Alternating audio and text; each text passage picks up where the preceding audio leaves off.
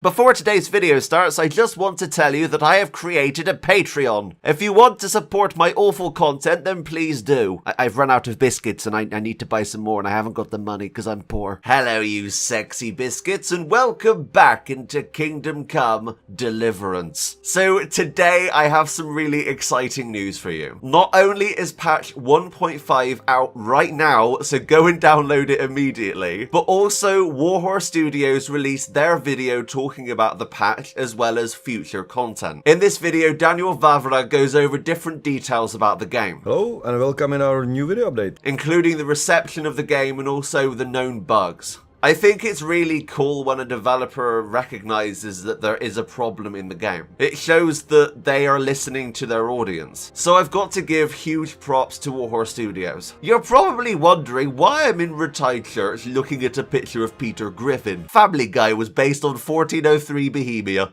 Who knew? One of the new features in the game is that now Henry can wash away his sins. So if you've been running around stabbing old ladies in their sleep, make sure to come here and wash away your sins. Probably do multiple washes. Another new feature that's been added is fully simulated women's clothes. Hello, ma'am. Could you please stop so I can investigate your clothing? That's not supposed to sound pervy. Hello, ma'am. Excuse me, could I please look at your clothing? Wow, look at that. It moves realistically. Now, I don't know why men haven't got this treatment, but yes, the women's clothes now moves dynamically. Okay, I'm gonna stop looking at the priest's bottom now. Also added are 16 new lore books. These books are added around the world and you guys will stumble across them in time. I do enjoy it when developers kind of hide items like that in the game, so that is pretty awesome. Plus, it will give you guys more stuff to read and level up your reading skill. The last new feature that they have added is the lost and found system. Let's say you have an item for a quest that you've either dropped or it's despawned. This item will then spawn in the grave digger's chest and you'll get a quest notification called lost and found. I like that the developers are giving you this safety net. I've had it in games where items that I needed have despawned and it's a pain in the ass. So the fact that these items will be retrievable is a good thing. Something I've just noticed are all these people running into the church because it's raining outside.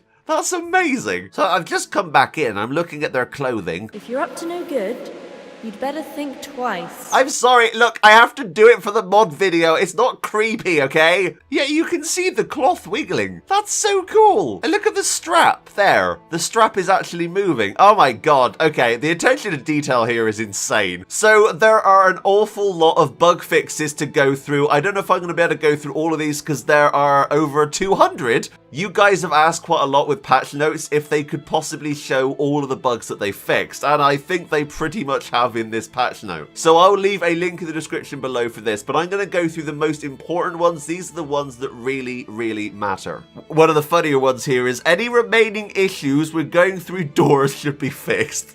You'd have thought that Henry would have been trained how to use a door. One of the weird new features I've noticed is the ability to create music when you sneak.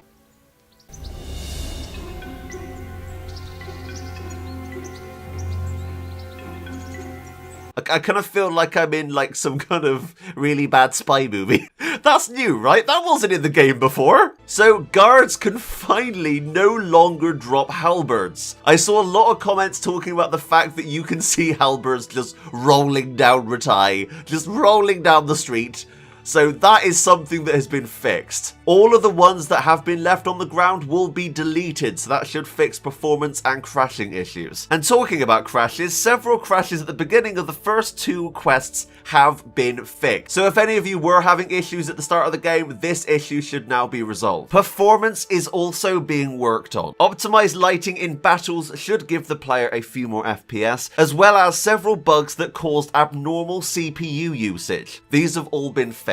So a few more save features have been added into the game. I know a lot of people have been talking about the save system in the game. It's kind of like Marmite, either you love it or you hate it. Personally, I just had a mod where I could save whenever I wanted because that's my playstyle. The game now auto saves on completion of most quests. So that will mean if you do a major quest, the game will automatically save, which is a good thing. It also consistently auto-saves before any critical story event. Well, now what have we here? Show me what you've got and maybe we won't kill you. Look, dude, I'm trying to record a video, so if you could move out of my way, that would be really helpful. Is that alright?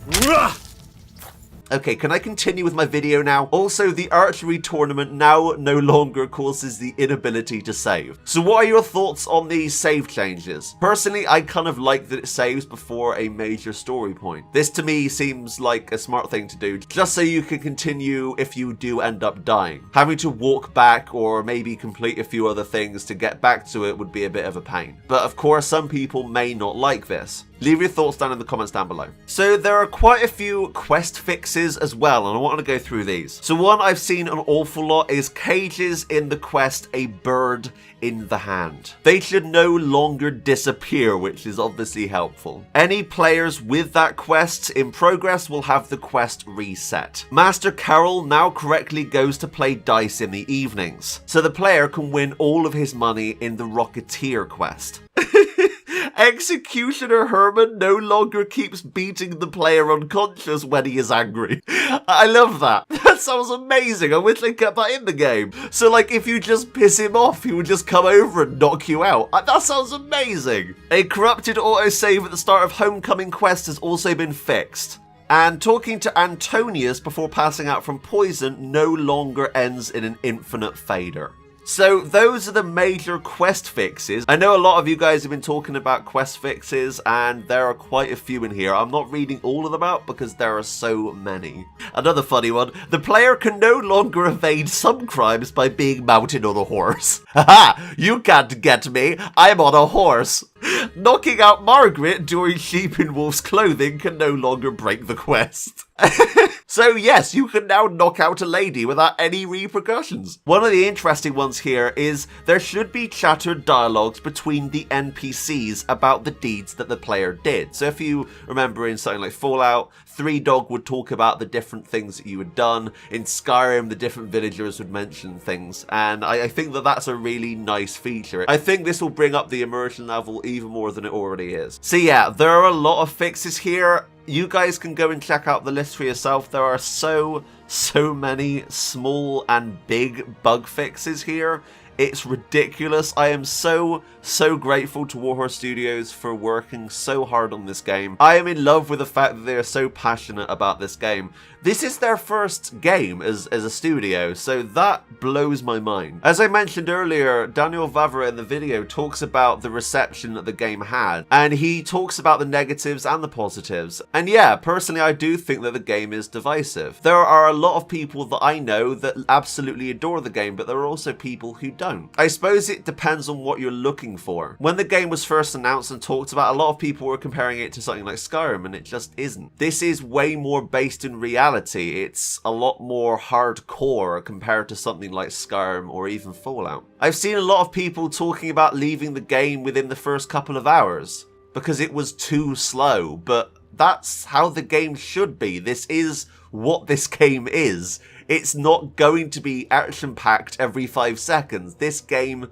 is based in reality, and that's personally why I love it. Warhorse Studios is going to be at E3, and that is not very far away at all. They will be talking about the From Ashes DLC, and I'll be doing videos on that. I'm so excited to see more content on this game because I think that this is going to be Game of the Year. Anyway, I love each and every single one of you. If you want to see more content on Kingdom Come Deliverance, make sure to subscribe and like.